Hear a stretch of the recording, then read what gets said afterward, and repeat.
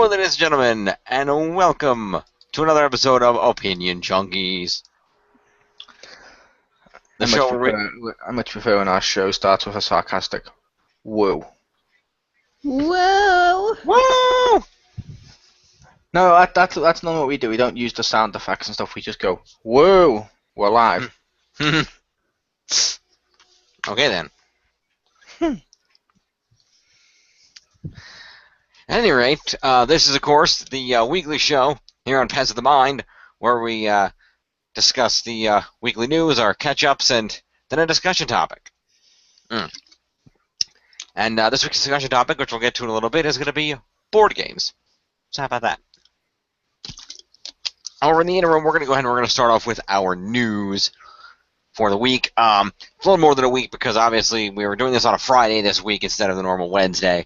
Scheduling conflict on my part. I apologize. It's 2 days off. It's not like it's a whole of a week. True. Whoa. You are not wrong.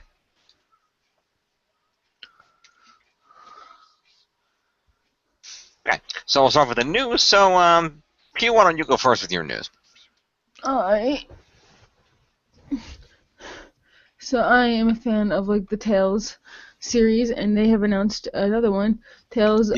He is the best fox. He is. Fact. Tales of Berseria, I think that's how it's pronounced, or Berseria. Yeah, so that's coming out. Gross area. No, it's Ber, it's B-E-R. It's coming out in Japan 2017, so hopefully we'll see it shortly after that. Woo! Somewhere wherever Rick is, he'll be smiling at that. Yeah. Indeed, he shall. It'll be on the PS. They're releasing it on the PS4, and even they said they still have a PS3 one for it for some reason. That's interesting that they would have it on the. And A lot of people still own PS3s and don't own PS4s? Yeah, but I'm just saying, a lot of places would purposely do it on the PS4 just to make people buy PS4. So that's cool that they're still using the PS3 and also PC. I'd also argue probably not that many own PS4s, but not PS3s. Fair enough. The only reason I'm arguing that is PS4s broke records with its sales, so I'm pretty sure most people who own the PS3 own a PS4. Fair enough. I just like seeing them supporting multiple systems. I do. Yeah, I can just tell you as because I do, but that's also a bad thing. Why is that a bad thing? Well, like with the wrestling games, why people were like, thank God when they stopped supporting last year, and suddenly all the physics got better, the gameplay got better and stuff, is basically if you're making a last-gen version and a current-gen version, it's inevitably going to make it limited in what you can do, because you don't want to make it so one's a completely shit version of the game and one's overpowered as hell. So you have to try and find a balance so you can make it to the and the only way to do that is to water down the PS4 one so the PS3 one doesn't look shit in comparison. This is true. With its relatively cartoony graphics anyway, and it hasn't really significantly changed style-wise or gameplay-wise from the other ones. It shouldn't affect it too much. I can see if it was a more of a super 4K this shit and everything, kind of game. Then I could see it really affecting it. But I think it should be fine with this. Yeah, but any game can get improved by more horsepower in absolutely. the actual system. It could be anything from more enemies on the screen, better inventory systems. It could be anything. I'm just comparing this to Tales of Symphonia, on the GameCube or something that's, and I played Tales of Vesperia on the PlayStation. They weren't too drastically different that I would be oh, fuck this one, and I wouldn't get this one, and I'll only get this one or something. So I think it would just work for the way they structured the series. It worked better for this than it would other things. I'm not saying that the other one could be way better than it is, but I'm saying it's not going to be as bad as it could be.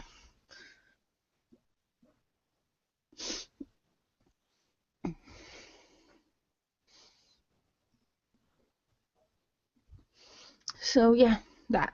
I'm Yay for Rick. So be happy about this. Woo! Cool. Yep. So, Mo, how about your first news? Yeah, fuck, I'll take that one first. Okay. The DC Comics universe continues to expand on the small screen. Yes. TV Line reports that previously rumored Krypton series is close to locking in a pilot episode at Sci-Fi. Cool. Said to be set 200 years in the past, the Krypton series will explore the history of Superman's ill-fated birth planet, with Kal-El's grandfather the show's central protagonist. And it's years before the Superman legend we know, the House of El was shamed and ostracized, reads the official synopsis of the Krypton series. This series follows the Man of Steel's grandfather as he brings hope and equality to Krypton, turning a planet in disarray into one worthy of giving birth to the greatest superhero ever known. It remains to be seen exactly how close it is to the live-action series of Superman and stuff, but David Goyer has spoken out and said it is definitely a prequel to Zack Snyder's Man of Steel. So, yeah, although with it being a prequel, they don't have to make that distinction just yet. They just don't go using Metallo and stuff. True. That's pretty cool. It'll be interesting to see where that series plays out. Maybe we'll find out who first wrote the symbol for hope and said it wasn't an S. Yep. The only thing I do have a concern about with that show was the fact that it's not that it's a cool show. Oh, the characters are gonna try to do this and that. Except, I feel like with a show like that, granted it's 200 years away, but you're always gonna have that in the back of your mind of it doesn't really matter what they're doing because we know they don't save the planet. The planet's going to explode one way or another. Yeah, which is going to be kind of fun. Is anyone else just thinking that when they say hope, but except with an S, I'm just thinking it's soap, and then I look at some like a bar of soap with hold it up and be like, this is the most amazing soap ever. This is the soap of all humanity, when it's actually hope. That has an A in it. Yeah, that's not even the same spelling. No, I'm just saying because it's with an S, so it just I just replaced the first letter.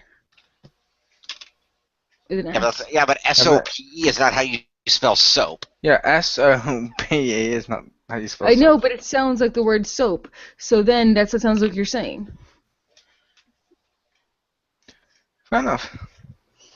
Okay then, anyway, moving along.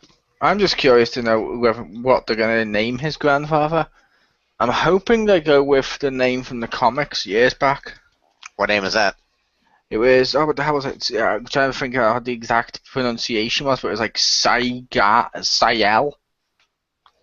Okay. The last name of one of the Superman creators was Sigel. So they just took his last name and made it L highlighted and separated the name.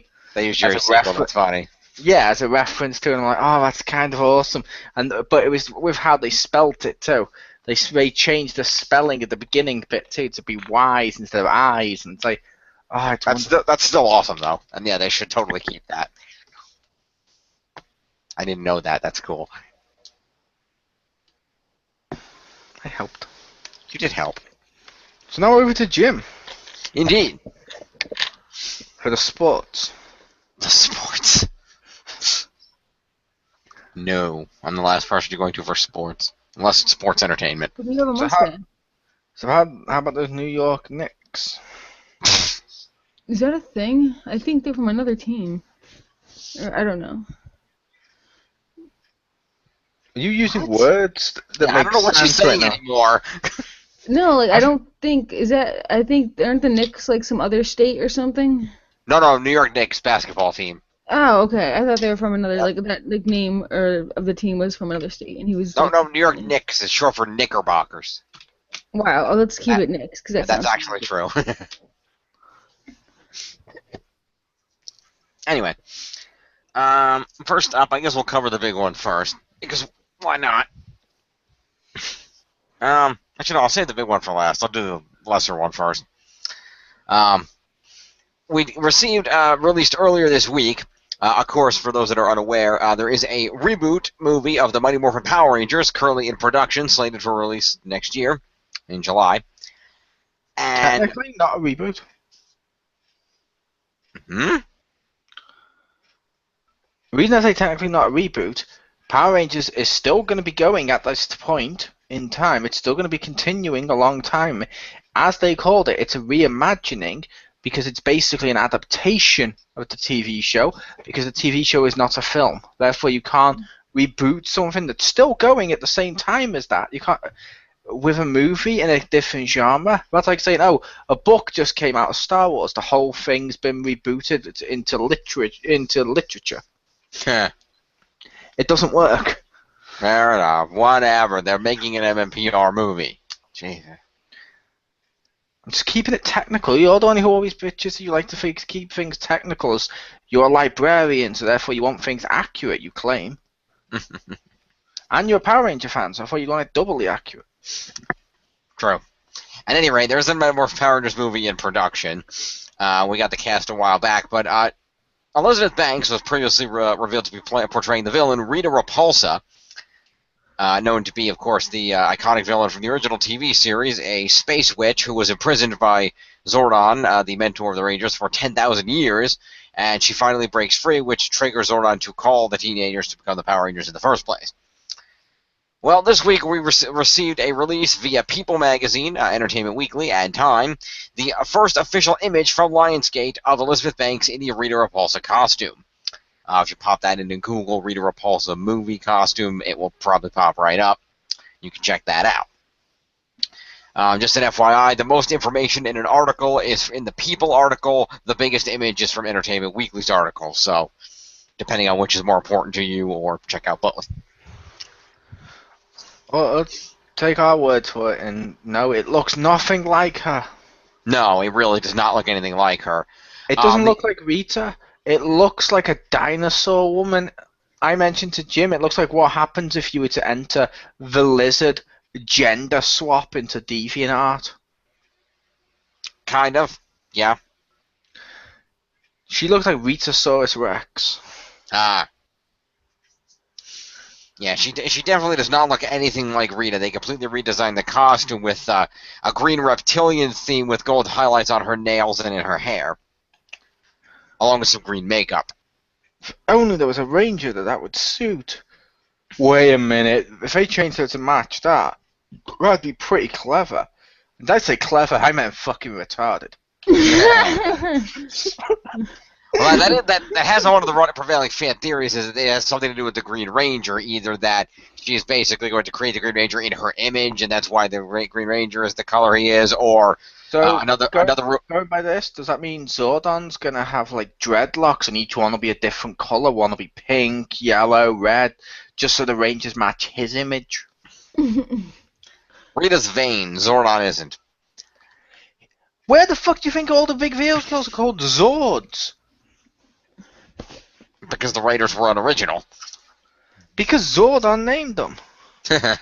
Fair enough. He's like, nah, fuck it, Zord. Why? Why not? Yeah. And he was kind of like a rainbow light thingy, so he did have all the colors of the Power Rangers in him. What? What the fuck are you thinking of?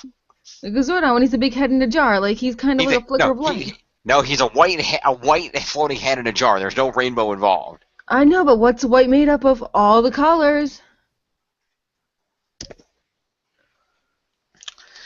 You're not wrong, he says, looking at the Blackest Night graphic novel across the room.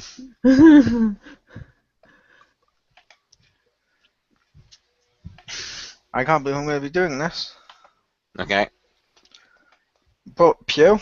Yeah?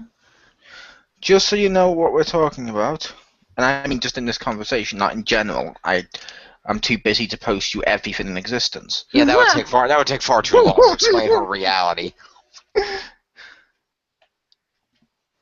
Yeah. There you go. Weird fucking chick. Yeah. Yeah, that's Rita, the one who was you know who you remember with her staff and all that with after 10,000 years I'm free. She looks more like that would be Scorpina. She looks That's like something else a lot. That's something else a lot of people have said. Somebody did a Photoshop color swap to gold, and it did look just like Scorpina. She looks like a wingless Tinkerbell in Tinkerbell armor. That's also slightly accurate, yeah. It's a completely interesting redesign. The other theory that somebody had posited online was the possibility that, because it was stated in the interview by the director that I believe the quote was something to the effect of, "We wanted to make sure Rita had a connection to the Ranger's backstory, which was sitting beyond the way it was originally, where her and Zordon had a beef from 10,000 years ago."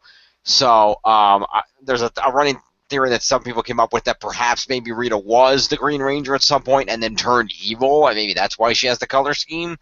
I don't know how they make that work, but that would be different. That is stupid. That is stupid. Yeah, like I said, she doesn't look anything like Rita. I don't care if they tried to, they wanted to give her a backstory, if that one was true. Because, hey, guess what? We don't need to cast Ninja, just make her create the power coins when we're working with Zordon and inevitably betray him. That would also work. It's not fucking rocket science. You don't need to be turning around and making her look like that, because she looks like ass. I don't know anyone who could possibly like that. It looks like shit. It looks like phoning it in a Halloween costume. No, it looks like the worst shit ever, to the point I would recommend people avoid that film. Because if that's the costume they're gonna go for Rita, it's clear they don't really give a shit about the source. Mm. It'd be like doing Batman as a dog and being like, well, dogs are scary. And this is a black dog. That's going to capture the same thing. We wanted to tie him in to Robin's backstory because Robin had a pet dog.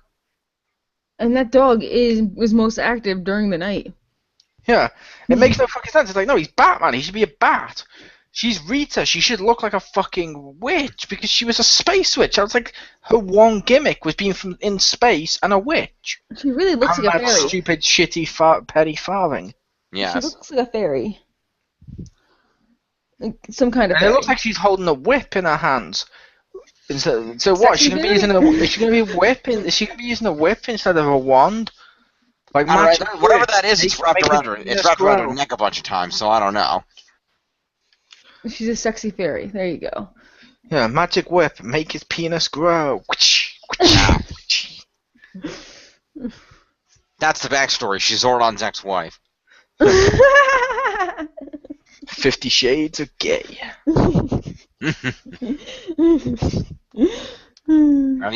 I will say it's.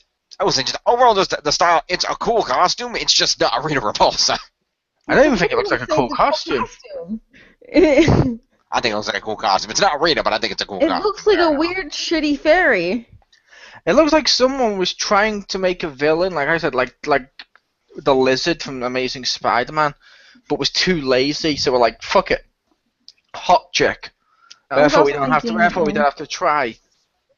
Female Peter Pan. Something like that. Female sexy Peter Pan. I will say there was another Photoshop where somebody turned that green to more Rita's traditional brown, and that actually didn't look terrible. Which they won't exist because that's but I'm just saying if they had altered the color, that might have been workable. But the way it is now, that's even if that's brown, it wouldn't look like a witch. Therefore, I wouldn't care.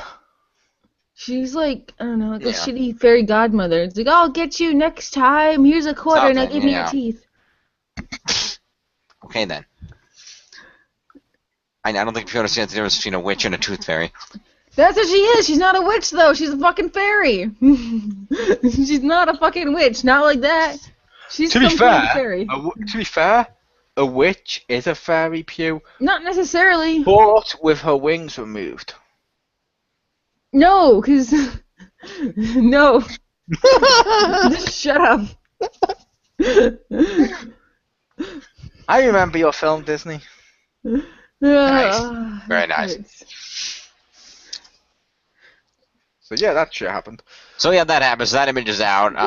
There was a couple of leaked images of a little bit of things here and there, something that looked like a piece of armor or some kind. But we'll wait and see more when they release more images, and we'll see if they can justify this costume in some capacity or another.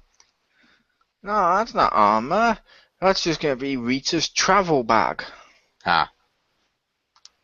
Or that'll be Finster. No, I don't mean for her. I mean like there was an image because there was apparently, and I highly approve. They're apparently filming at least part of this movie directly outside a library. I approve. Um, but at any rate, they showed that they had a prop table set up and they had a bunch of colored things on a table, and the fandoms are trying to figure out what the hell they are. Although of interesting notice, there were 6 of them, color coded, and one of them looked like either gray or white. Mm-hmm. What if this is her just nightwear and she has an actual proper witch costume, we're just not showing it? Yeah, this is sounding more and more stupid every time I hear more information. Well, I just know it's in the picture. We don't know what it means or anything. I'm gonna wait for at least a trailer. But again, what do I expect from? Isn't this the same company that published Twilight? Yes, Lionsgate did make the Twilight movies, unfortunately. And now they're unfortunately making this shit. Pretty much. Pretty sure Twilight's probably going to be a better film. I wouldn't go that. I wouldn't go that far. I would. They had better costume designs. So straight away they had better stuff than that. The costume designs was a bunch of men running around shirtless. Even him shirtless and sparkling looked better than that Rita one. Ouch. And that looked like complete shit. And the second one, they were all like baked as fuck and like drunk on set. Yeah, plus to be fair, in some of the later ones, they did have like the more ancient vampires had some cool looking costumes. They had like suits and stuff, which were nice. So at least there's You know what they didn't have, Pew? Fairy costumes. One of them looked like Barney the fucking dinosaur's mother is now stripping for porn. I was gonna say the green one, the Triceratops chick, except turned into human, and also someone raped her and tore part of her clothes off. Yep. Okay then. We're trying to accurately capture the audience of men that like to masturbate in theaters with people who have a fetish for the Land Before Time series. This movie and in the diagram in the middle will just be the words Power Ranger fans. Of the overlap. Okay then. Whoa, that looks terrible. It's pretty shit. Bat nipples were better. I'll admit it doesn't look anything like Rita Repulsa, but I'm gonna wait and see what they do with it because it in and of itself is not a terrible costume, but it's definitely not Rita. It is a terrible costume, okay? It looks agree to disagree. Let's move along. Bat nipples were better. I need a better fairy costume. Like from scratch. Like I said, bat nipples were better. Venom in Spider-Man 3 was better. That was bought with the Bat credit card and then got revoked, and that was what we couldn't take. I accept that. Bowser and the Goombas in Super Mario the Land movie looked better than that shit. Hey, come on, those Goombas were awesome. That looks shit. That looks terrible. It's the worst suit I've seen. I like the Goombas. This looks worse than Harry as the Green Goblin. Oh. Amazing Spider-Man 2. Oh. This looks worse than Electro. Well, Electro did look kind of cool. Yeah, the effects on it were fine. The acting and direction was just terrible. Well, the story behind it was shit. Yeah. But yeah, she just looks terrible. Okay. I'd rather watch Mr. Freeze than her. Fair enough. Yeah. So, moving along. Next news. Back over to Pew. Alright. So, I have,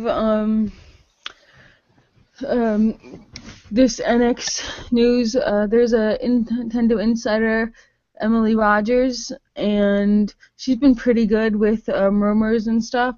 So she has 3 games that are coming out for the Wii U. So we can hope they're coming. And they're going to be announced later this year. It's Legend of Zelda, which they've fucking been doing forever, you know.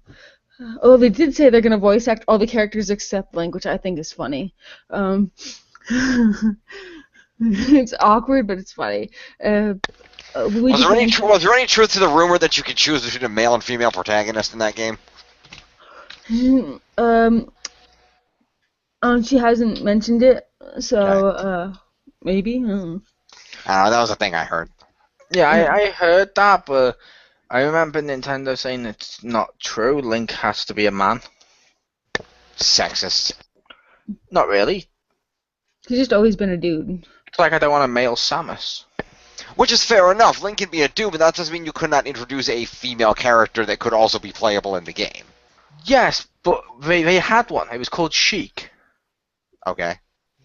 which was Zelda in disguise. We don't need another main character. The main character of the series that people should play as is Link, and it should be a guy. It's like if you're playing Metroid, it should be Samus, and it should be a female. Yep. This isn't us versus them thing where everything needs to be one race or one sex or one whatever. Different ones can be different things. Like I don't want a white guy playing Shaft. The only thing I would say, and you're right, Mo, is that out of all the characters, I think Link is the most androgynous, even though he's been officially stated as a guy. He probably should stay a guy. But he does look pretty chicky sometimes. But yeah, he should stay a guy. Yeah, but that's the Japanese art style. I know, it's their stuff. Most Japanese people do, and it's not just him. There's been more characters that have looked that way. Hell, Wolverine looked that way in the Wolverine anime they made. I mean, every Final Fantasy or JRPG. So. No, I was literally referring to the Marvel anime Wolverine, where he was a really pretty boy. Like, he was ridiculously good looking, not to quote Zoolander before Jim starts to put his lips together thinking he can totally pull off Blue Magnum. It's Blue Steel. God. See? I knew you'd get that right, thus proving you like shit films. Zoolander was fun. Screw you. Zoolander was shit. It was one joke, and it wasn't even that good. And the second one looked even worse. The one joke is, oh look, he's stupid.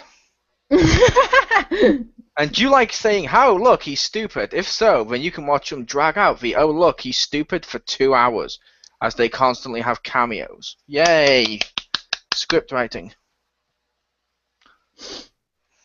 Alright, so anyway, 2 other games. Luigi's Mansion 3 and new Paper Mario. Although details on those haven't been revealed. They've already announced a new Paper Mario. Yeah. No, I mean they've literally already announced a new Paper Mario. Oh, they have? And I didn't check the last. Yeah, they announced one. I think I heard about that. On the Wii U, that one where you shoot colors or whatever it is.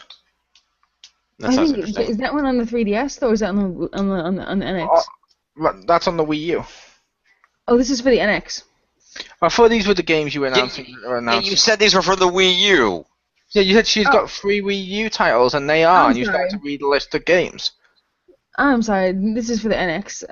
I totally fucked that up. So they're not releasing the Zelda game for the Wii U? They said fuck it? They're doing both. Ah, okay. Okay. They are doing both, but these are also on the NX. Okay. Yeah, and so that could Mario, be also that could also be the Paper Mario one. It didn't specify the title, so it could probably be the same one. Paper Mario. Yeah, but I'm interested in this Luigi's Mansion 3 because I hated the frickin' handheld one, but.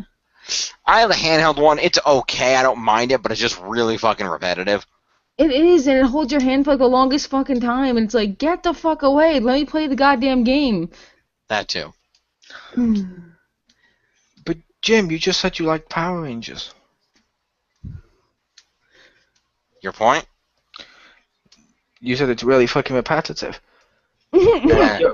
Which, yeah, you're right, Power Rangers are different. This season, they kill a monster, and it grows, and then they summon a giant robot to kill it. True. You're right. While they all inexplicably wear their Ranger colors while running into danger. Yeah. Yeah, so that'll be fun to look forward to those games. I'm waiting for this new Zelda game forever. Come on. It's not been forever. It's been forever, and that's a FUHEVA. Forever. Not to be confused with forever. I think she's high off her paint fumes right now. Sounds like it. Jeez. It could be, man. I had to sleep in this freaking room, and I had to close the windows so the cats wouldn't run out them. From the sounds of what Pugh's been saying, Do you remember the South Park episode with the manatees with how shitty Family Guy's written? Yes. I'm pretty sure it's that, but with with like every word in a dictionary, and they're just dropping random ones in to form sentences with it now. Does this give me pet manatees? No, but they're not pets. They're just your writers. So if anything, they're your boss. My Pretty boss. much. The manatees. Okay, that's amazing. Okay, my boss says it's somebody else's turn now. Okay then, let's go to Mole. Tekken Cross Street Fighter isn't officially dead, but it's not coming out anytime soon. Tekken series producer and sometimes voice actor Katsuhiro Harada revealed as much to GameSpot today. In an interview with the site, Harada said the game is on hold for the moment, though he didn't specify how long that might last. The producer cited the reason of the release. Reason is, hang on. Sorry, I was coughing. The producer cited the recent release of Street Fighter V and the upcoming release of Tekken 7 as factors in their decision. We don't want to split these communities, so a good window in which to release a Tekken Cross Street Fighter is something that's becoming difficult recently, he said. Tekken Cross Street Fighter was announced in July 2010 alongside a Capcom developed a project called Street Fighter Cross Tekken. The pair of games were meant to include elements from their respective studios with characters from both series. And Street Fighter Cross Tekken did make it to the market, obviously in 2012. So, yeah, hopefully Tekken Cross Street Fighter, it's still being made, they're just not working on it anytime soon. Fair enough. I'm looking forward to that, because I like Street Fighter and I like Tekken. I prefer Street Fighter to Tekken, but I like both. It'd be interesting to see them come together. I have heard Again. of both and experienced them while watching somebody else play them. Yep, and like again. Oh yeah, Street Fighter X Tekken, right. Featuring Pac-Man in a mech suit. And box art Mega Man. Sure, I could be happy I mentioned him. But over to you, Jim. Indeed, indeed.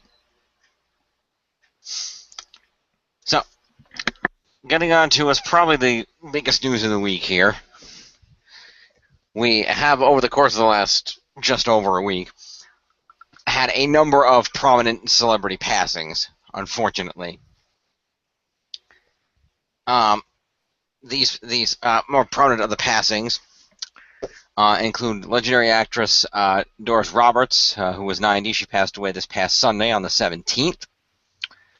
It includes legendary British comedian Victoria Wood, who was 60, lost an unfortunate battle with cancer. 62. Sorry. Was 62. She lost her battle with cancer a couple of days ago. Also, just technically 3 days ago, but only found out not yesterday, but the night before. Former professional wrestler Chyna, Joni Laurer, passed away. She was found dead at her apartment, unfortunately, at age 44. And probably the most prominent that was everywhere because the internet went ballistic when this happened, and rightfully so, was, of course, the passing of the legendary Prince at the age of 57.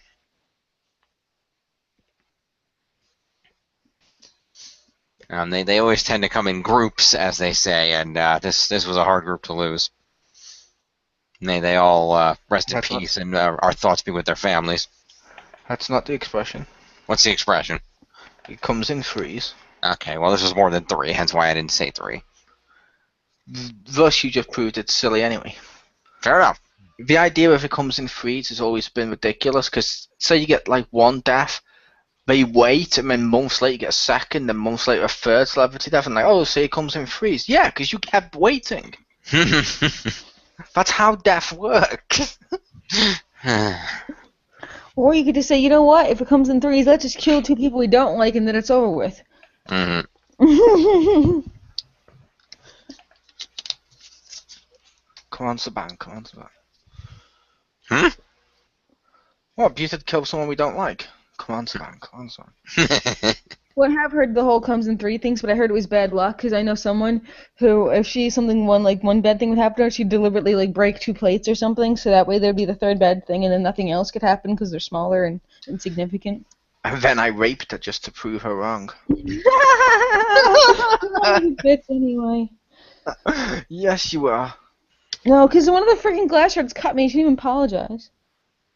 Because that was one of the bad things. No, And then because she smashed 2 plates. So the one plate and then another plate, and that was it. I wonder if that's why they're constantly doing that in Greek restaurants. It's just a bad luck thing. Or I've heard since the Greek economy, they just throw paper plates onto the floor and then pick them back up.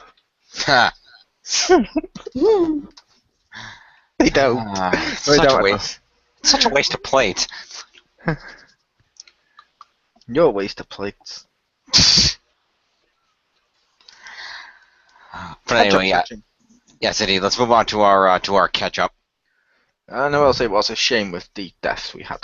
Indeed, they were quite a bit of shame. We'll hope. Of course, we'll always remember them all fondly, and in the one case, perhaps this would, as much as it's a shame to have a death for that to occur, perhaps that can finally be the push that gets Chyna into the Hall of Fame next year, where she belongs. I honestly hope she doesn't go into the Hall of Fame. Really, why that? I wanted her to go into the Hall of Fame when she was alive because that's what she wanted.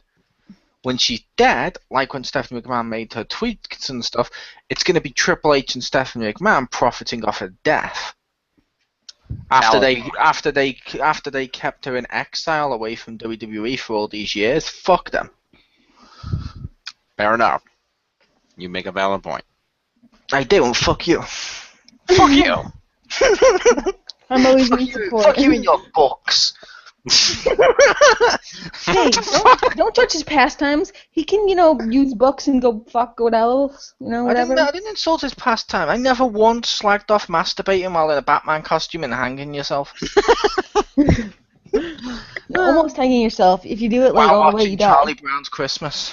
What? I've actually heard that one. The fuck did that part come from? I've actually heard that one before. With the Charlie Brown Christmas. She's heard that one before, Mole. I've heard of people asphyxiating themselves, while masturbating while watching the Charlie Brown's Christmas, not the Batman part. Okay then. College. Yep. Ah yes, good old Boston. Fucking mountain town, in the middle of nowhere, Massachusetts. 4 hours away from Boston, the opposite side of the state. In a quiet little mountain town. Ah, nice. It's be quiet because none of the fucking phones work. It's quiet because your legs were open and the acoustics were all off. Oh, fuck off. I also like the fact there was a delay and then I heard Jim snigger. He was like, wait, what? Oh my god, no, he went there.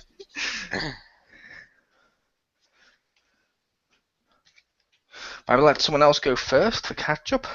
Indeed, we'll just keep maintaining the order. So, Pew, why don't you go first with the catch-up? Reason why I'm still here, for everyone wondering, I'm just going to go AFK for 1 second because I need to go to the little mole's room. Fair enough. Gross.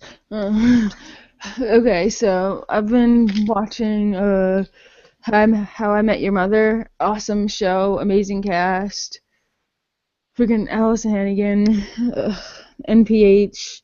That guy whose name I keep forgetting. Wait, oh no, I lied. I didn't forget it. Jason Segel, right? I believe that's his name, yes. Yeah. Yeah. I originally saw him in I Love You Man, and I'm like, oh, you're amazing. Okay then. And no, Pew, the name was Steven Seagal. Oh, really? No, not really. That's an action movie star from the 80s. I don't know that. Clearly. Anyway, I thought I had it right. You did. He was mocking you. Okay, well, And it went totally over your head, as usual. It's not easy to mock me with things that I don't know of, or know the origins of. That's why he does it, because he knows you'll believe anything he tells you. I wasn't I don't mocking believe her. that. I'll have to look I at it wasn't first. mocking But her. I just knew she hadn't heard of Steven Seagal, so she was probably gonna accept that in Pew's reality, Steven Seagal, the '80s action star who couldn't act, is one of the stars of How I Met Your Mother. I want to see this. It'll be a significantly better show if he was. Sounds like a bad Family Guy or Robot Chicken sketch. Kind of, yeah. So yeah, I've been watching that. It's been super fun. Mostly because I've been so busy packing away and doing boxes and stuff, but like it's something I can watch while I'm like, packing stuff. So it's fun. I like that series. Near the end, not so much. And I don't just mean the last season.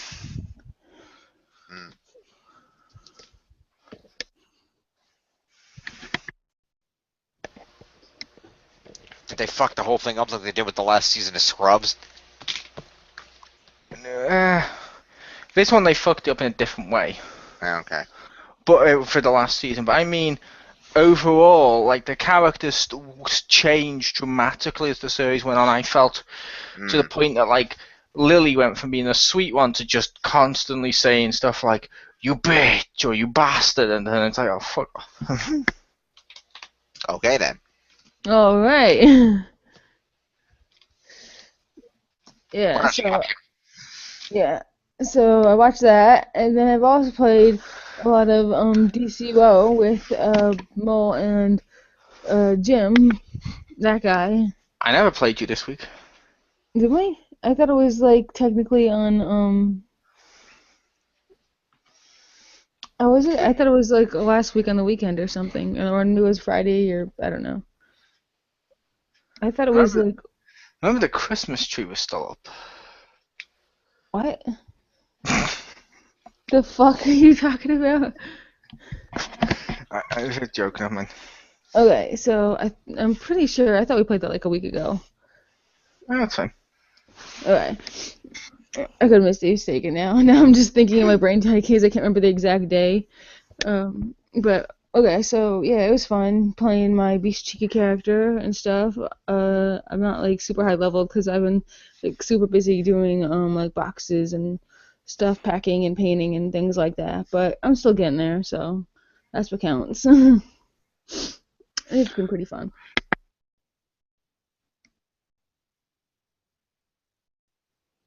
I got all like the mission thingies done and stuff, so almost all. We have like one more, I think. I said we still need to get your Beast Chica to level 30 and do your end game stuff. Yeah. That we do. So yeah, that was fun. But I will segue from here and say my only catch up this week was DCUO, thus making Jim even useless as a host. Boom. Okay then. Then I pause as the audience thinks, yes, he is useless as a host. And I say thank you. Or it just seemed like it fit. But yeah, I'll segue from that and say I've been playing DCUO this week. I'm level 97 at the moment. Nice. With one of my costumes for my Supergirl character, her other one's 94. Because I keep finding different armors. I can't make them stay at the same levels each, which I wanted. But I do like swapping between the two. Like if I want to go DPS, I pull out my DPS armor. I've got my teleporter, which teleports me directly into the DLCs. So I can now teleport into the Gotham bit where the Titans were for the Raven DLC, for Son of Trigon DLCs. I could teleport to the Green Lanterns and buy armor. I could teleport to where the Flash is and buy his armor. Green Lantern one would obviously be the better armor because it's later. It was later in the episodes. They've done Legends PvE where you on the episodes I played where I played the Origin of Bizarro and a Huntress mission, which was fun. I've done alerts. I've ran through raids. I've ran through the multiverse. It's pretty fucking awesome. It's pretty awesome later on. The stuff they've added, it has been pretty cool. It's making up for some of the shit they broke previously. But, like I said, it's been pretty good. To the point that I really like this and I would consider subscribing in the future. Nice. Yep. And that's what I was going to help you before we start recording as well. One thing they changed is, do you remember when you get the headlines, Pew, and then you get like the comic book? Yeah. There's some new ones of those from the episodes, but the new ones now, what happens is it says headline, then afterwards you actually get a cutscene of them in world doing the stuff like there was where in the multiverse one you got a cutscene of like at the end of the raid you got a cutscene of Lex saying, "Haha, Batman, you'll never catch me," as he jumps down a portal to go and fuck with the timeline. So future Batman's like, "Oh shit, oh no, he didn't," and jumps down the hole after him. I'm ab-libbing at this point. No, basically, Batman jumps down the hole after him. Then the next time you go through that, you got like Gotham, where Batman's evil. You've got a Metropolis where Lex is in charge, and you're trying to fix the timelines. And each time afterwards, there's a cutscene with in-game, similar to when you break out of Brainiac ship style, just a little better. And I'm like, that's kind of cool. That's much better than the comic things they've done. Because don't get me wrong, I like those comic things, but I kind of like the actual in-game ones, because now you'll get these cutscenes, and I'll be stood there during them next to these characters, so it feels like you're actually there, as I'm sure everyone else who's at that level knows. That was awesome. So I have episodes 1 to 9. Over to Jim. Idiot, and that is cool. And I've also been playing DCUO with them, but I'm not actually going to go into that for my catch-up. I decided on other things, since they covered it. The first thing I will talk about is I read another Star Trek novel, because I do that. This one is Star Trek Deep Space Nine, Star Trek Deep Space Nine, The Never-Ending Sacrifice. My fan is blowing papers. Sorry. But, yeah, this book, it's a slightly older novel. It's one that I missed and went back to. What is this? 2009. So, from a few years ago, by Una McCormick. And it's a really, really good novel, because they actually, what the author did was take a minor character that appeared in one episode of Deep Space Nine, and then it used that character to create this entire book for the purpose of showing basically life on Cardassia Prime through the Dominion War from the perspective of that side of the line, as it were, as opposed to the Federation side, which we saw in the series. Where the main character is a character that appeared in an episode known as Rugal Padar. He's a Cardassian, and he was a child in the show when we saw him. He had been left behind after the Cardassian occupation of Bajor, and Gul Dukat had kept this secret in order to use it against a political enemy later, the boy's father. And because he revealed, oh, your son was abandoned on Bajor to make his father look bad. And so his father took it for Bajor and brought it back to Cardassia, and we saw these events on Deep Space Nine, and that was the extent of what we saw. Well, the book shows a little bit of these events in the first few pages, in the prologue, and then goes on to show, to follow Rugal Padar throughout all the major events of the Deep Space Nine series, and show a whole new perspective on all these conflicts and things that were going on, while at the same time expanding on how the Cardassian government and how Cardassian society runs, and the horrors of the war.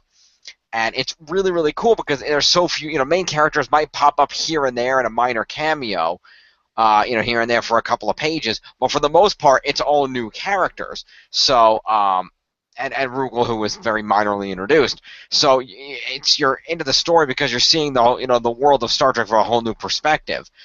We see him trying to settle in on Cardassia, and how Cardassia, basically keeps their society brainwashed, about the lies of what really happened on Bajor.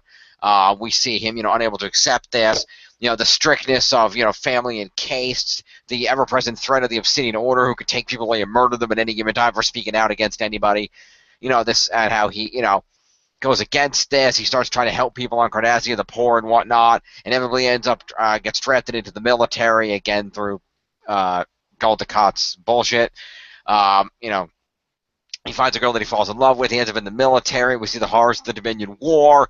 We see him find his way to the planet where the girl that he fell in love with was, because they ended up separated, but he ends up not finding her.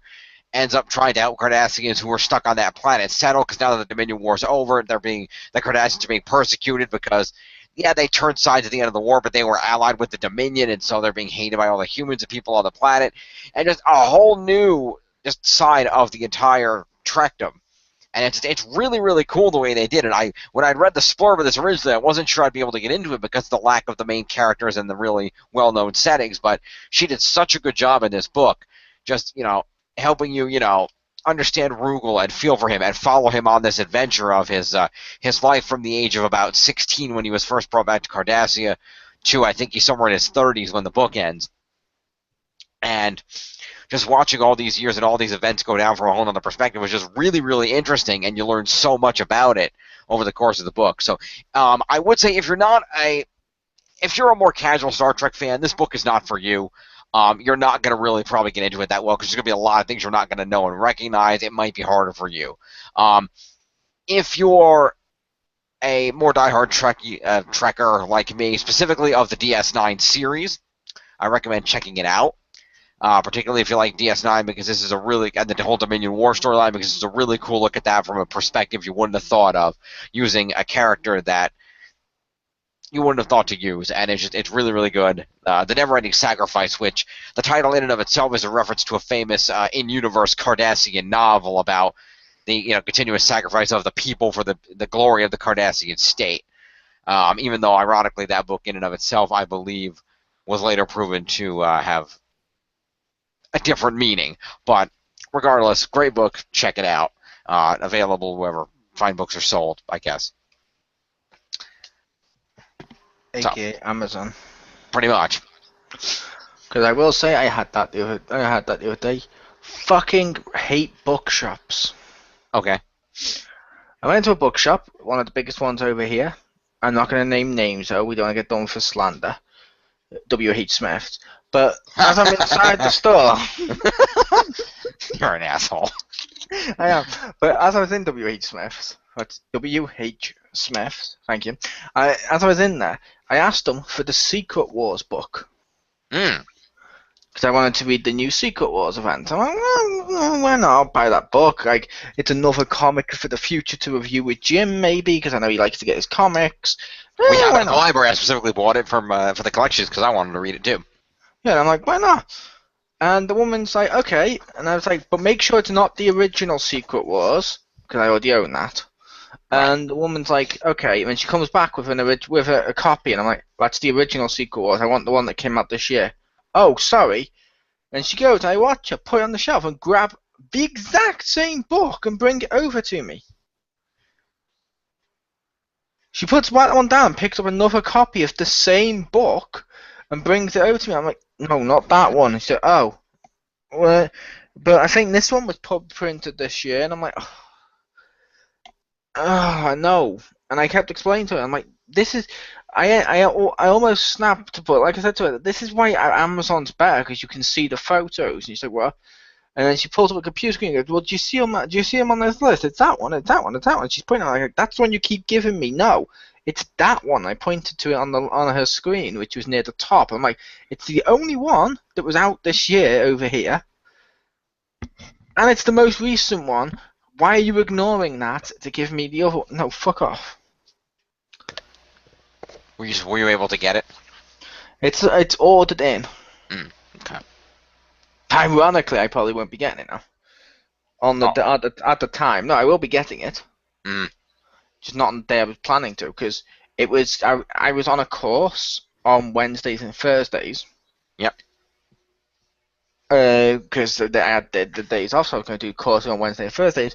With my new job going every weekday, I won't be where my course was, which was all the way in Miami City, which is right next to that bookshop. So what I'll probably do is give money to like my brother or something, because I know it's free during the day or something. He might go pick it up for me. Oh, that's good. Or I'll just go in on Saturday and pick it up. That works too. Yep. So my other catch-up that it occurred to me to mention here, and I will try not to go into spoilers because I know the others haven't seen it yet. Okay, can you Oh, find God. links? It's gonna You be have the to go to Superbook such film crazy this time. lengths as I'm gonna fall asleep while you talk. No. And yes, Mole, it is. I'm not gonna go. Like I said, I'm not gonna go into Taking a details. headset off.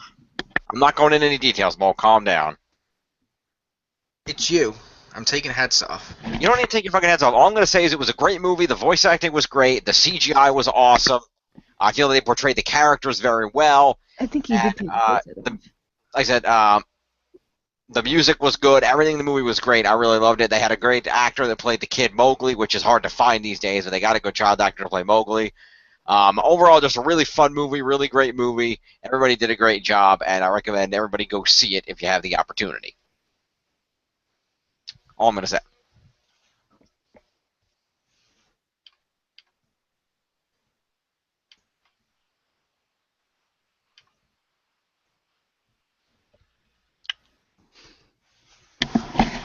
Alright. Yeah. So that. So that's all the catch up. And now let's move on to our topic of the week, and that is board games. Yep. And like I said, no offense by that, Jim, but every time in the past when you said I'm not gonna give spoilers, but and then you start talking about it, inevitably I get a spoiler off you. Well, go back and listen to it later if you want. I guarantee you, if you can attest, there was no spoilers in that. Yeah, probably because I did that, but I was just circumventing it. 'Cause like I said, it's happened in the past, and every time it's like, oh, it spoiled it. I was gonna say you did give a little bit of specifics to Mowgli, which. Oh, all I said was that the child actor was good. That was all I said. But like I said, that's fine. But I was just explaining for the audience why. But board games. Board games.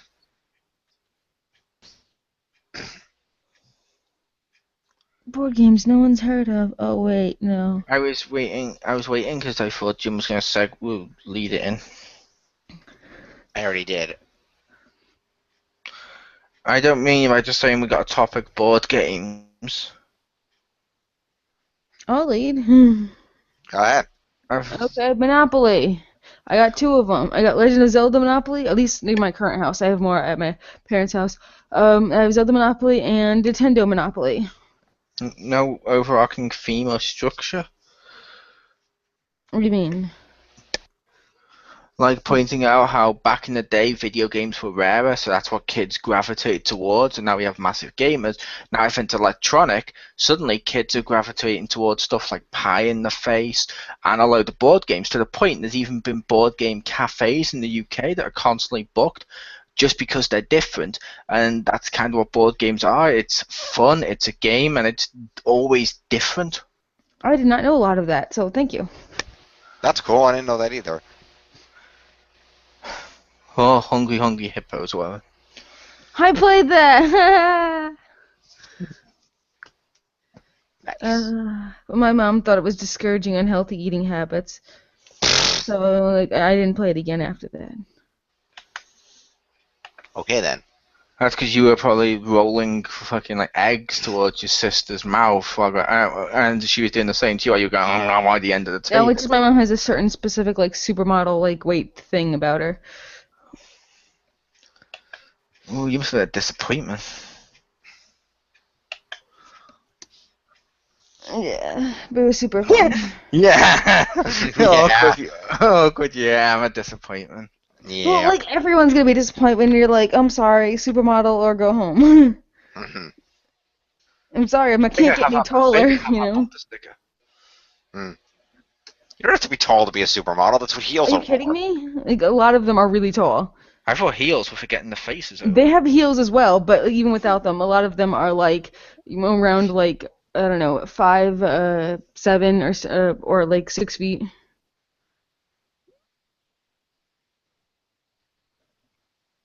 And also because it makes their thinner look thinner too. But whatever, it doesn't matter. Thinner look thinner? What? Did you just say it makes that thinner look thinner? She just said that. No. I said them being taller makes them look thinner. Okay, you said it makes that thinner look thinner. I was like, what? No, I said... No, that's exactly what you said, Pew. He's not. Okay. Yeah. But and that was the idea, but it doesn't matter. Board games. How about Mousetrap, where you get to launch the diver. Actually, And it's oh god, and you build and you set it all up, and it never fucking works. yeah, The biggest piece of shit ever going was Mousetrap. pretty much. Although 1313 Dead Drive could give it a run for its money. Oh, I had that too. That was awesome. It was right up there with Clue, which I have multiple versions of, although my favorite is still Clue's the a good game. Clue's very simple. The problem with games like Mousetrap 1313 Dead Drive, and Mousetrap even more so because assembling the stuff is part of the game, whereas 1313 Dead Drive, you had to be willing to spend a half an hour to set the game up before anybody could play it. To be fair, that's D&D, one of the most successful board games of all time. Really? Oh yeah, with the paper and the stats and things. That's true. Yeah. Yeah. Setting stuff up's good as long as it works. Mousetrap, the problem was, it's such shitty plastic.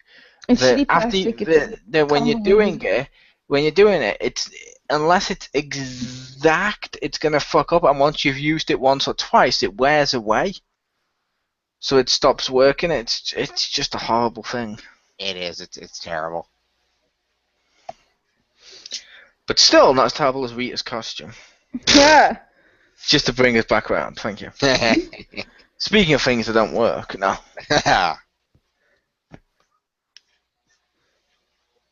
But yeah, Clue. I even had my actually favorite version is the free CD digital version of Clue because they had the animated scenes of whenever you suggested someone did the murder, which was really cool. Cool. The digital version of Clue is cool, but he is a villain.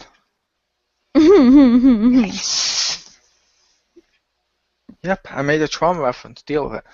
But yeah, I like Clue though. Cluedo's pretty fun. Yeah. Indeed. Like I said, this is a free one that came in a breakfast cereal, and it was surprisingly well made. Nice.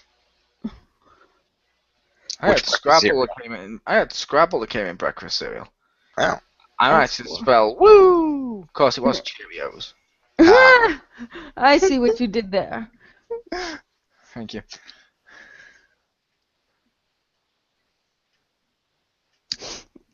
But no, board games, like I said, board games are a great way, I feel, to bond as well. More in a video game.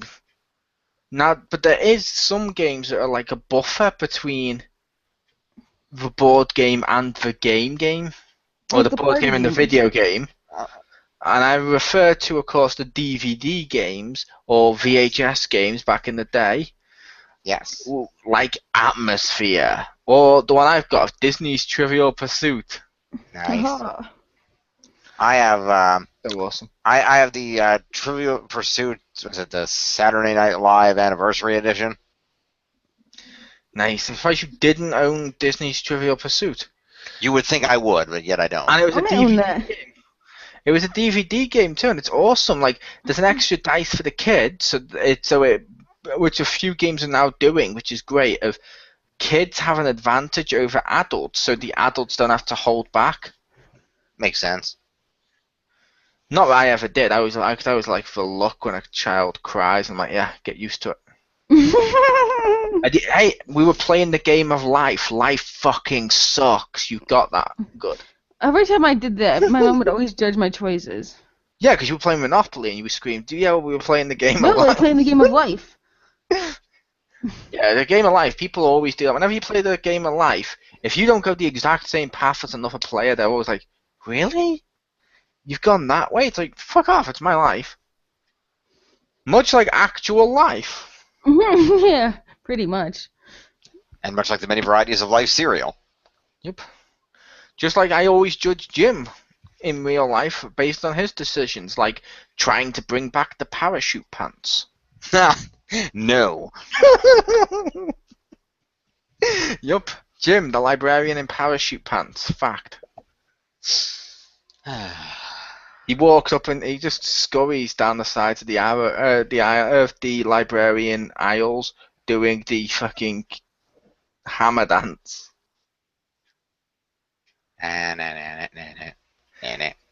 Yep, but without actually singing. I could just see you doing that down the aisle. And if someone giggles, you're like shh as you go back down the aisle. Yeah. In your librarian parachute pants. Fact. Okay then. But no, I like the board games too, and the board games. The only downside to the board games is there's always that one person who always feels the need to fucking cheat. Yeah. Yep. I've stopped playing with those people. Mm. Because people are always like, well, so it's just a game. It's like, yeah, it is a game. It is just a game. So don't fucking cheat. Part of the game is the enjoyment of playing. It's not the enjoyment of, oh, you've stole everything so you're going to win by stealing money at the bank and Monopoly.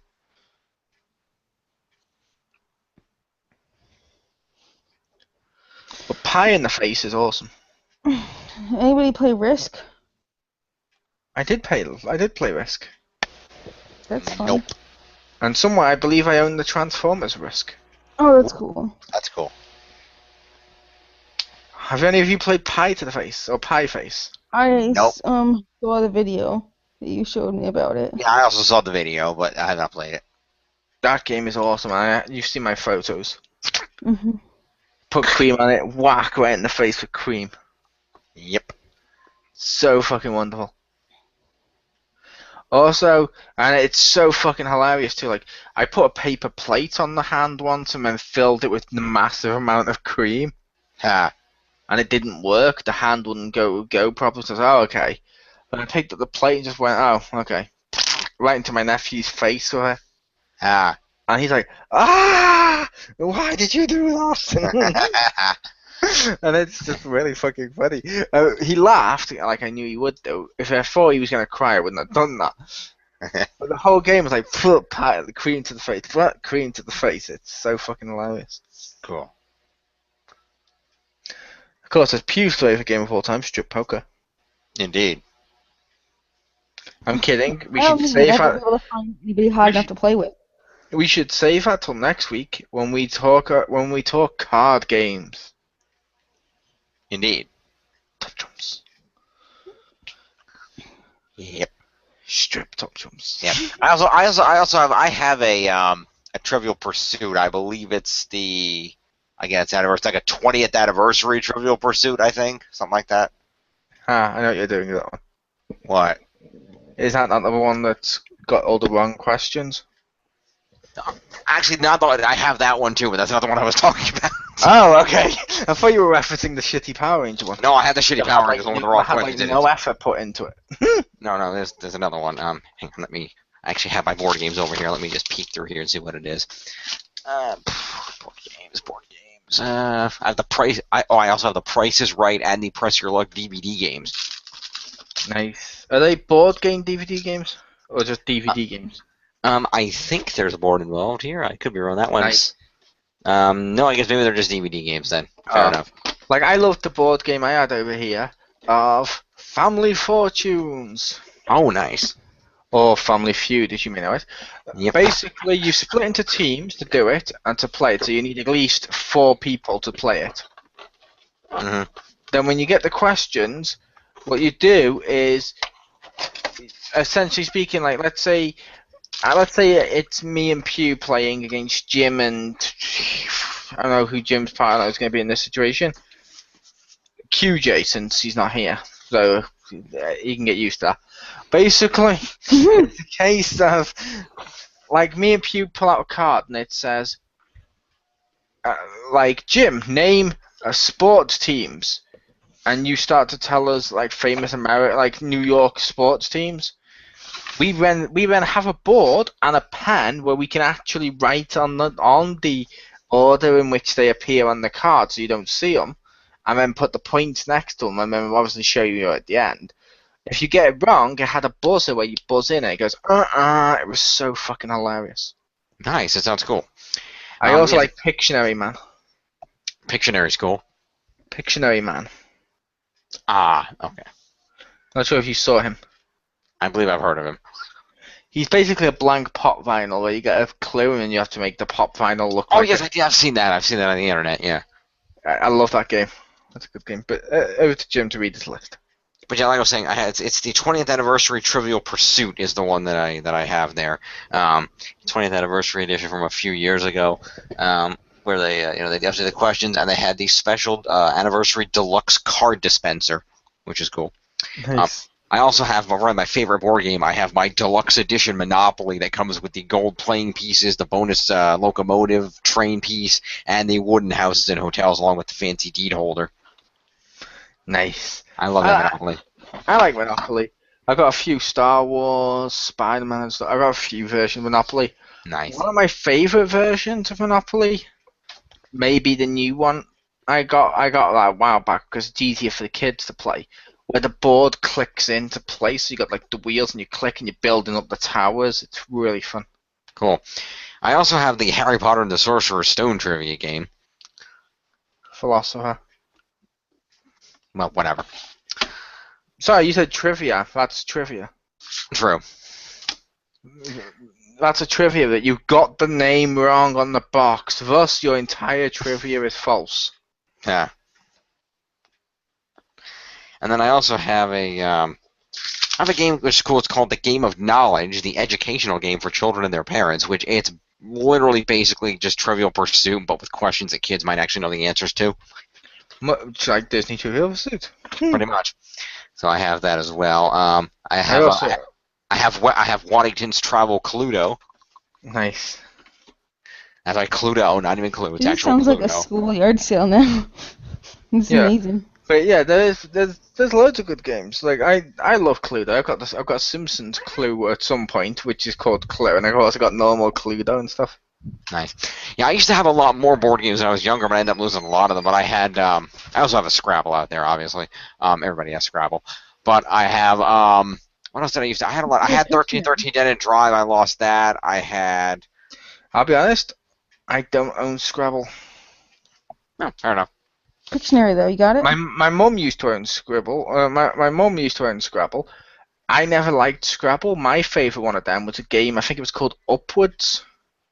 I've heard of that one. Yeah, you stack them on top of each other. Where, yeah, you can do Scrabble, so you can spell it like Scrabble, but then if someone's put cat, you can put like B on top of it, make bat, and get all the points by putting a B over the C, and I'm like, that is the correct spelling, Pew.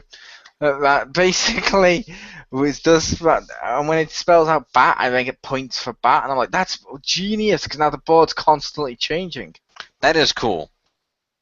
I do like that. I don't think I have the actual game anymore, but I had the Clue VCR game, which was a lot of fun. I still have the VHS tape, I think. Nice. But they did two Clue VCR games with the same cast for the most part, and they were a lot of fun. I never really got to play them because I didn't have anyone to play with, but I kind of understood the process as it was explained. It seemed like a cool thing where everybody's got a little pad where they're trying to solve the mystery, and you play the cards. And you can basically, there's a whole ton of different cases you can solve from the casebook using the same clips in the video, so you can go over and over again, and you don't run out of cases to do. And it'll give you clues like, okay, the man who smoked a cigar died in the room with the brown tile floor. So if you watch the clip that it's referring to, you say, okay, Mr. Green smoked a cigar, but what about the brown tile floor? And later in the clip, you might see, oh, the kitchen has brown tile floor, and you can start putting together, however many murders there were, 2, 3, whatever, and then figure out who the murderers, based on these clues, who the murderers, the weapons, the rooms, etc. are, and then whoever figures out everything first, the murderers, the victims, the weapons, and the rooms would be the winner. That seemed like a really cool game, and it was basically the same premise for the second game. They just made a new tape and used some different locales and things to mix it up a little bit. But the cast in both of those were hilarious, and they added more characters. It wasn't just the main 6, which I thought was cool. Nice. And you'll also notice when you're listening to this, people, we're talking about like Cluedo or Clue and Monopoly, Trivial Pursuit. We're talking about all these great games. Games that don't show up, games like the WWE board game don't show up. Yeah. Not sure if you own that, Jim.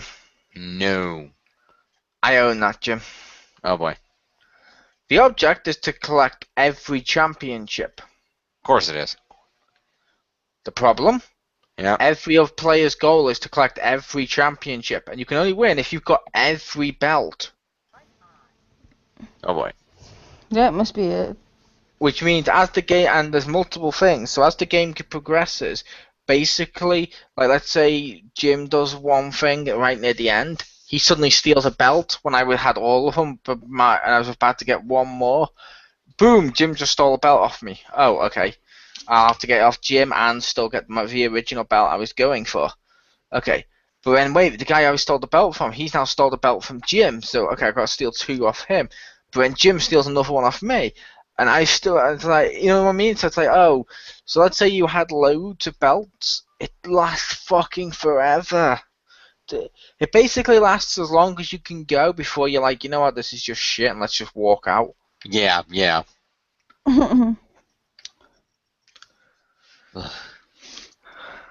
Which, when they do a board game wrong, it's bad. Yeah. I did like that Dragon Ball Z board game I own from Drummond Park, but not many people played that. Mm. It was kind of cool, and it felt like Dragon Ball as you were playing it, and it felt like they made a game based on Dragon Ball. They hadn't just done what a lot of the games I own are, where like I own like Pokemon Sorry, or Star Wars Trivial Pursuit and stuff, where basically that's just the game of Sorry but with Pokemon, or it's just Monopoly with Star Wars. There's sometimes where it's a property you like, where they suddenly try something different, and it sometimes pays off. Mm. I had the digital Star Wars Monopoly. Ooh. I had that on the PC at one point. Yeah. Nice. I like that. Like I had Star Wars Battle Chess on the PC and that. Cool. Yeah, I had Monopoly and have Clue on the Super Nintendo, both of which were pretty cool. I like what they did with the Clue in particular, because they structured it in such a way that, you know, even if multiple people are playing or whatever, it still works, and it makes it more interesting than just, you know, as if it were just a board game. Because number one, they have little animation, you know, little pixel animations of the characters who will act out as, you know, a scene or whatever, as the, you know, the curtain opens up, people move around, somebody picks up a pipe and is looking around, you know, stuff like that, which is cool. But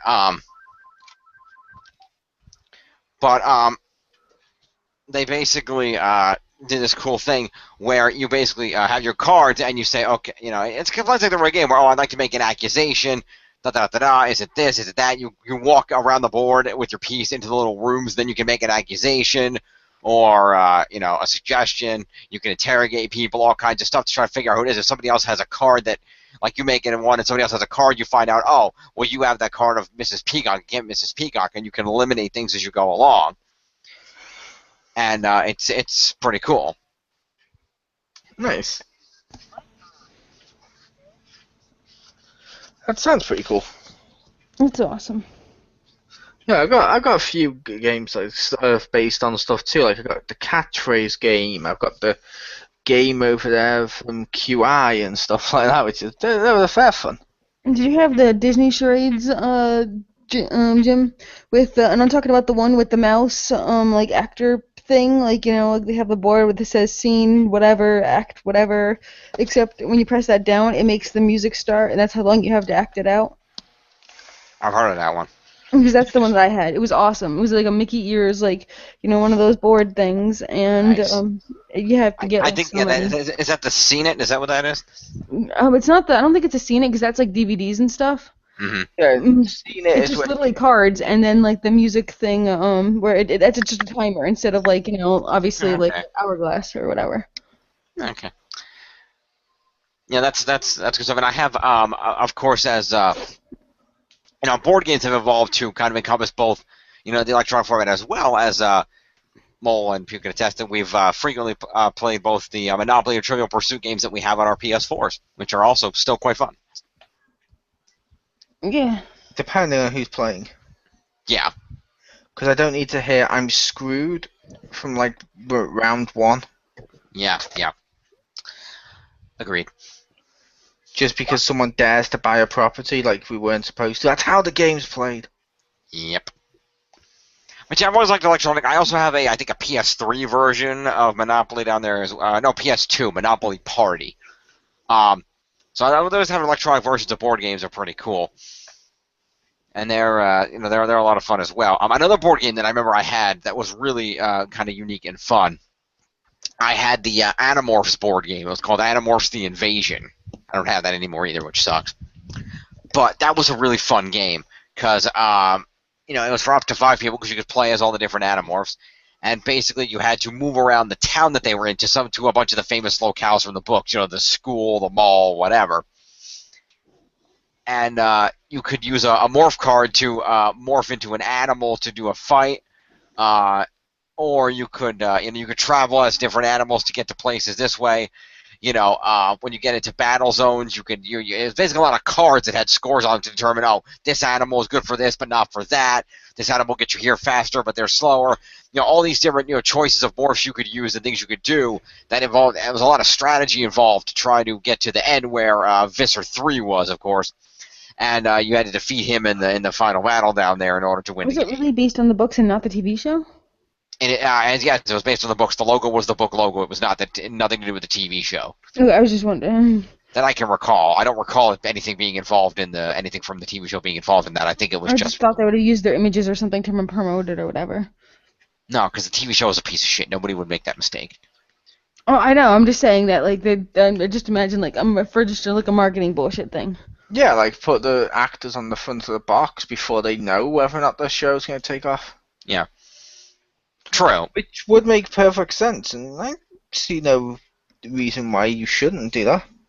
That's true. And the other cool thing about it was they had like the cards were holographic, so you could turn them and they'd morph between the person and the animal. That's cool. That was pretty cool. Some of them were holographic like that, which was neat. And you had a little holder that you could pick one of the 5 characters. You had a little holder that was you, and because of which character you were, those are the cards you had in the morphs you had available. Like, for example, if I was playing as Jake, I would have the Siberian tiger, whereas or the Bengal tiger, or whatever, he was a tiger. Whereas if I was playing as Rachel, I would have the bear. But some of them would have the same ones, like they might all have a certain bird or whatever. They all had unique stuff. So that was also an effect, which was pretty cool. You had to set up some of it. You had to set up the little building that Visser 3 was on top of, and a few little pieces on the board. But it was nowhere near as complex as shit like 1313 Dead End Drive or anything like that, or Mousetrap. So it was pretty cool. Thanks. I did like that game. That was a fun game. Yeah, I do like board games where I hate board games that take a property. I like it when you make a unique game based on that property that's actually fun to play. I mean, it's nice that you slapped a property skin on a Monopoly or a Clue, but it's still fun to see when they get a board game that is actually unique from that property, that is actually a unique fun strategy and not just an existing game with a skin on it. Yep. Although some of the existing skins did make sense, but yeah, I love it when you're like, this doesn't feel like it's just something else. Yeah. Like, some of them make sense. Like, things like Transformers Risk makes ridiculous sense. That does make a lot of sense. Mm-hmm. But I had a game, and I can't remember. I was trying to find it, but I can't find the name of it, Jim. I say Jim because Jim might know the name of it, because Pew reminded me. It was a Disney game. And in the middle of the table is a giant Mickey Mouse. Okay. And he tells you to either act out the clue, to draw the clue, or to look at, or based on the stuff that's on the card, or to go find an item in the house that's yellow or something. Mickey Mouse Clubhouse board game. No, it wasn't that, but it was, and that's really fun to play because you don't know what you're getting. So it's like, nice. Which I always like stuff like that too. That's fun, always been a surprise. That's but neat. I will say, in recent years, I was like, they're not going to make a recent board game that's going to be that successful over here that lasts as long, or becomes up there with Monopoly and stuff. Mm-hmm. Yeah. But I feel like in the UK, at least because I don't know if it's over there, we've had it. I feel like we've had it. We've had the next big board game. Okay. The logo game. Hmm. They made that over here, and basically they got the rights to Coca-Cola, Pepsi, McDonald's, Burger King, Adidas, Nike. They got the rights to so many stuff, and what that means is, essentially speaking, like let's say I'm talking to Pew. So okay, Pew, you have as many times as you can to name these, and you pull out like three or four like logos, and Pew has to tell me the brand. That's cool, but that could really fuck me up if it's something like I'm not familiar with. Yeah, it would do, but which is most things. But Fuck you. And no, I mean, if it was like I don't know how like specific they would get. Like, 'cause my friend, like my coworkers, they like buy like all the designer shoes and stuff. So if it was like something like that, I wouldn't fucking know. Like, no, oh, this is like the logos are the ones that are from household brands. okay. So like you'll see Nike, you'd see like Adidas. Yeah, they're not household over there, so you would play. But the end result is basically we have a game that uses what is essentially the most genius thing to use, and that is the fact we are bombarded daily by advertisements and brands and stuff. And they said, fuck it, turns it into a game. And suddenly that becomes cool because it's like, oh, I know this brand, oh, I know this logo. And sometimes you'll see a logo and you'll be like, is that this one or is that this one? Because some companies have similar logos, and that's just really fun. It is so fun.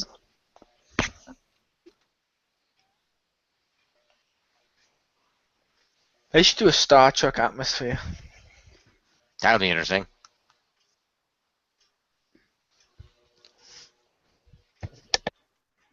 I think they had a Star Trek board VCR game, but I feel like it was terrible, and like they only get the actor that played the one minor character Klingon, not Worf, another one, and it was just like it. I feel like you've watched a video of someone while playing this. I probably have. Just by how you're describing it in incredible detail, you're saying I think they already had one. I'm like, he knows this is in a video. I'm right. So, Pictionary. Pictionary's fun. Oh god, I just turned up the volume way too loud because Mo was quiet for a second because I think I hit my volume and tried to turn it up, and then I turned it up too loud. Mm-hmm. I'm not quiet. Oh, you're not quiet. I hit my headset and made you lower. So then I tried to put it back, and then I made it too high. I'm not quiet. Yeah, because that was He is your father. No, that was lower. But yeah, I just love the Pictionary. So much fun. Yeah, Pictionary's good. Fun. I'm trying to remember. There's another a game. I don't remember what it was. There's a game that I used to. Oh, a Balderdash. That was fun. I played that in English class. That's a fun game.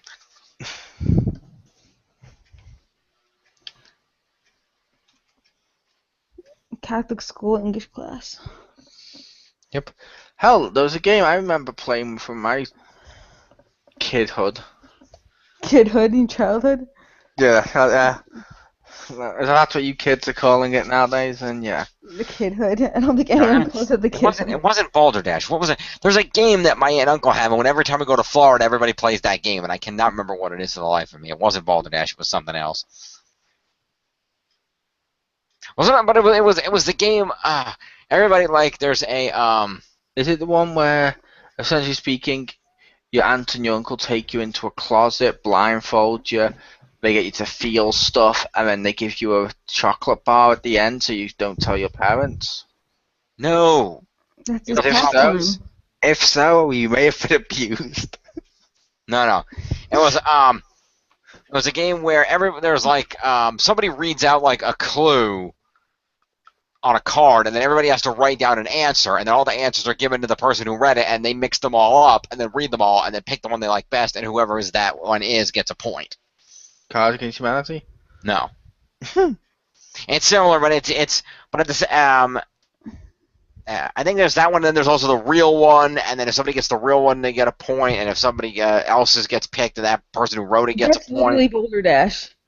You're describing Boulder Dash. Is it maybe it was Balderdash? Because Balderdash is that you have you have a word that most people don't know, and then you have to write the definition, and people write a fake definition.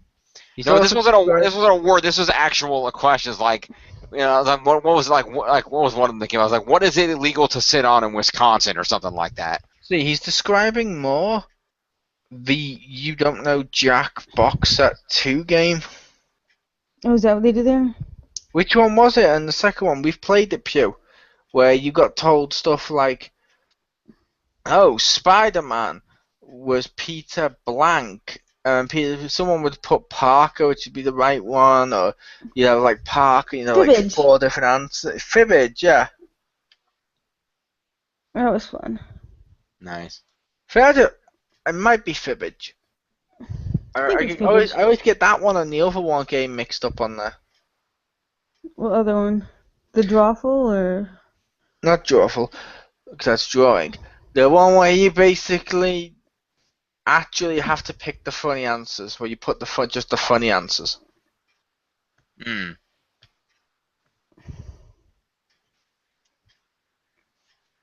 I don't know. know.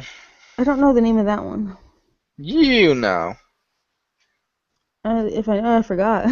You know. It's fine, it's not important. I can't remember the names on those games. Yeah, it's such a pain. Like, what is it? Jim's gonna look it up, isn't he? I'm trying to, but I can't. I'm not having any luck. That's because it's called Jackbox 2. Ha, no.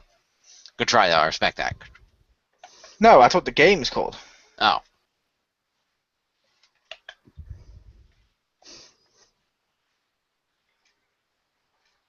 But it's always fun. Yeah, okay.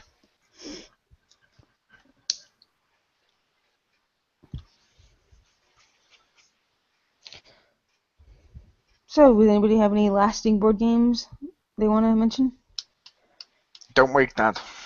Don't Wake I Dad was is a great thinking game. that. Oh. I love that game. That is a good game. But yeah, the one I played a lot of, as I was saying during my kidhood, was basically Kidhood. the game. There was a board game of Dares, where it was like a load of stupid, ridiculous dares. But as you bought it was done to a board game, so like each square would be something different, Mm. and people would play that. That was kind of fun. Nice. That's fun. Also, I got to throw it out to when I was a kid. I did have Candyland. That's a great game. I thought you said when I was a kid I got cancer. What? the fuck is wrong with you? What's wrong with you? Nothing's wrong with me. I just said I had Candyland as a kid. That was a fun game. It was when you said as a kid I had cat, and I was like, oh god, because I've never played Candyland. Oh, Candyland's fun, and it's easy.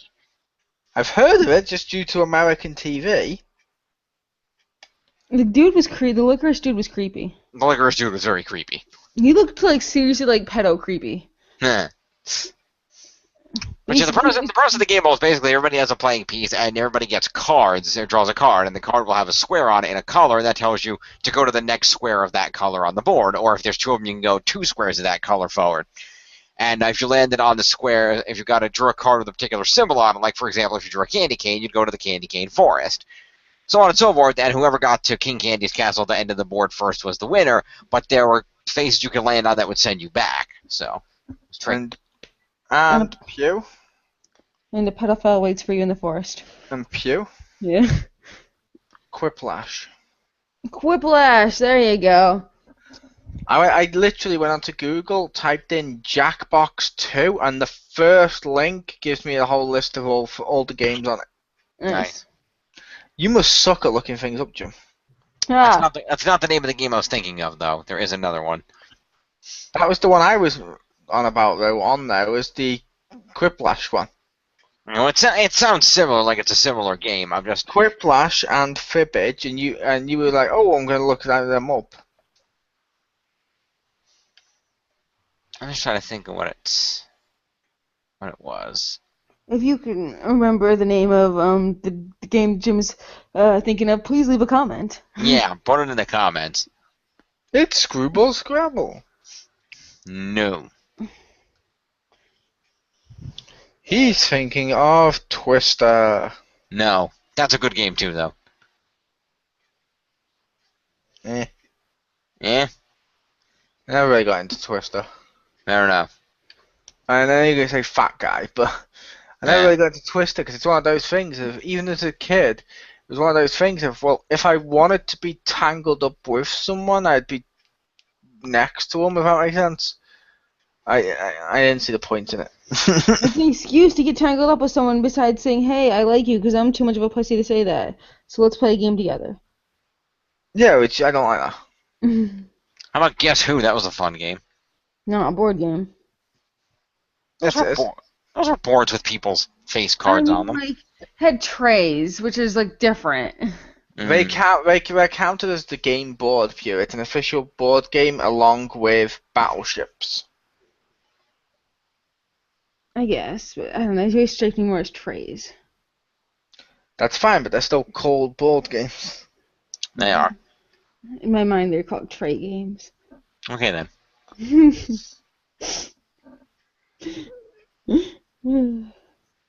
I think most things go over her head. Clearly. I never have won Battleship because I always play with people who cheated.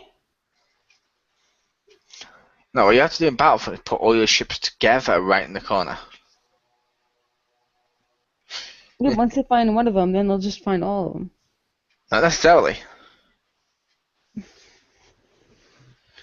Because depending on how you structure them, they have to get in order to sync them, they have to find them in the exact order. So you could out-survive them. True. It's a risky strategy that can sometimes play off. I just found when I was looking for my board game, I haven't found it, but I just found one board game I really want to fucking buy now. What? Okay.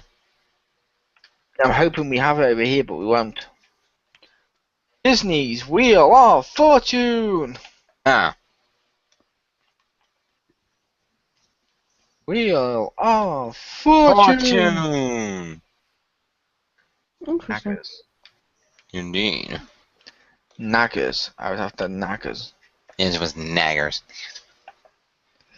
It was Naggers. The whole time. Pew's been dead for 10 years. What a twist! I'm still alive. If you Yeah. call that living.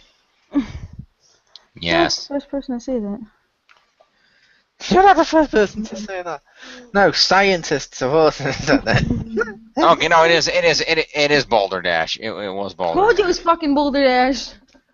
I think you're right. I think it was Boulder Dash. Fair enough.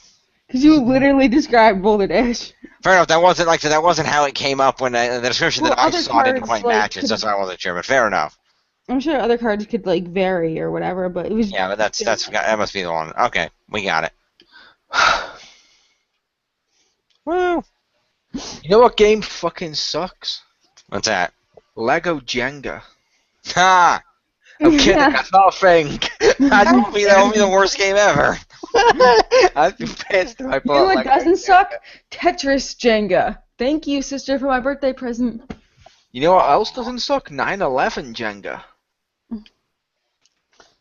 I am not to be confused. You get two towers and you have to knock them down. It's pretty fun. Not to be confused with the 7-Eleven Jenga. Yeah. And I'm joking. I hope they never make 9/11 Oh boy. Jenga. That'd be offensive, or they probably have. Yeah. You have to make 2 towers, and you only can make 1, so it wouldn't work. Yeah. You make 2 short towers. 2 They're little, called houses. 2 little stubby towers. Yes. They'll be the pews, not like the Trump buildings, so like the big Yeah. tall monuments. The pew buildings will be the little stumpy ones. Yep. Hey, at least I have 2 of them. You do. The pews. The pews. I stayed at the Pew Hotel. It was there. Hey, it didn't much. suck. Hey, it didn't suck. That's how people describe it too. I went into the Pew Hotel. Oh, how was it? Hey, it didn't suck. I'm happy with that. Mm. Ironically, being and not sucking is also how people describe sex with you. And as you walk in, there's just a big sign that basically screams, "We exist. Again, I'm And not that's opposed it. to this. We exist. That's it. I'm They're not good or bad. They're just there. Deal with it. I'm totally okay with this. Indeed. Have you ever played Monopoly using sausages? No, why would I do that? It sounds messy. No, I'm kidding. Chess, the greatest board game of all time. I was in a chess club for a while. Until you realised you couldn't play chess. I could play okay. And technically, for the longest time, I was a nationally ranked chess player. I doubt that. No, it's a real thing. I'll assume not ranked high. Most Not likely. high, but like, nationally ranked. Everyone can be nationally ranked. Hey, I didn't tell you the level. I just said I was nationally ranked. That's anyone who plays. But yeah, basically, I like the chess. chess federation. I like chess. I will say I do not like the 3D chess. Oh, that's fucking weird. I don't like that. Yeah, that's Was it- bizarre. I don't like those ones. But I have multiple chess sets, including like a Marvel one, I have a Simpsons one, I have a few chess sets. Chess is always fun. I always wanted the Harry Potter chess just so I can watch the other pieces destroy each other, but I realized you'd only ever be able to play it once. Or you own Magic check battle, pieces, they reassemble themselves. just buy battle chess. What's battle chess? On PC, it's a game, and I think there's Chessverse on PS3. But Battle Chess on PC, way back in the day, was a game of chess where, say, like you did the pawn taking, if you did the pawn taking the castle, let's say, he goes around, he turns into a giant castle, but then the little pawn will defeat him in a hilarious way. It's awesome, and it's Yeah. animated with how they take them. That's And cool. I also owned the Star Wars one of that game, that electronic game as well. That sounds cool. And I just see on my TV, Billy on the Streets on. God, I fucking hate that show. Mhm. He is not funny. I'm assuming Pew likes him. Oh no, I don't like him at all. I just find it funny that you said he's not funny. Like, specifically, you have to yell at your TV to let him know that he's still not funny. He's not, no, I just see it's on in the background because I'm not watching, so I turn it over. I see him and I'm just like, he's not funny. He's like, oh, I will admit some of it's funny, like when he's like, name a woman. That's funny.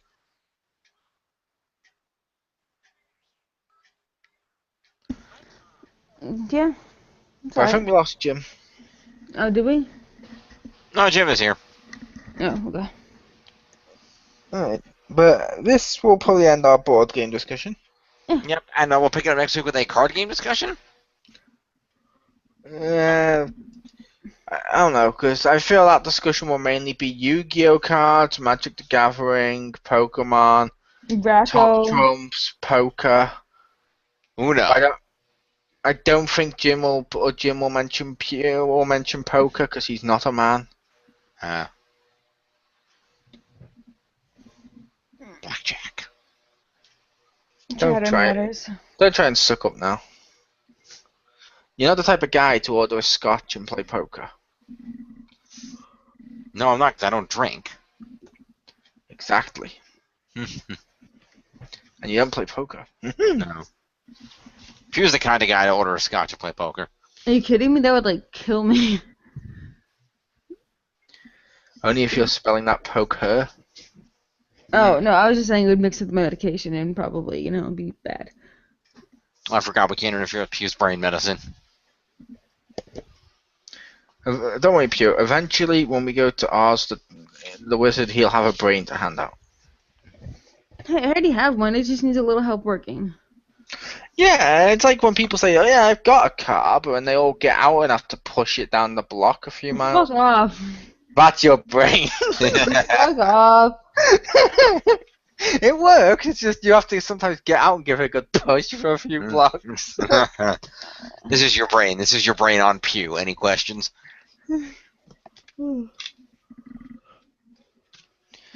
Pew's. This is your brain. It's like a Oh my normal God. TV. This is your brain on Pew, and it's one of those TVs where you have to keep banging it on the top until the picture goes straight. There you go, Pew. I helped. Okay. All helped. Thanks. Take it out, Jim.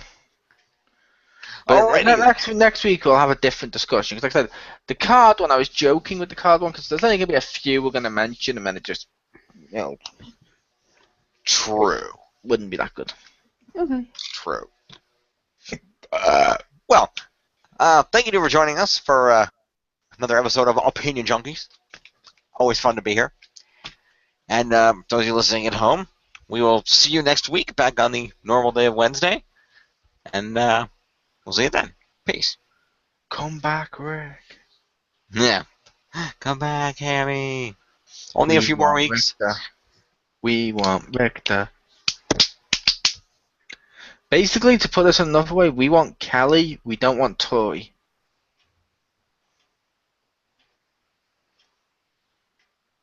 Boom. I know there's an awkward silence while Jim hasn't ended the call. That was a Saved by the Bell reference for people wondering at home. That's what I'm just thinking. My mind first went to, like, wait, Tori Wilson over Kelly over Tori Wilson? No, wait, Saved by the Bell joke. Yeah, because the replacement one just wasn't as good. And then when the other one comes back, we just forget that era never happened. Yeah, that didn't exist. Okay, good night, folks.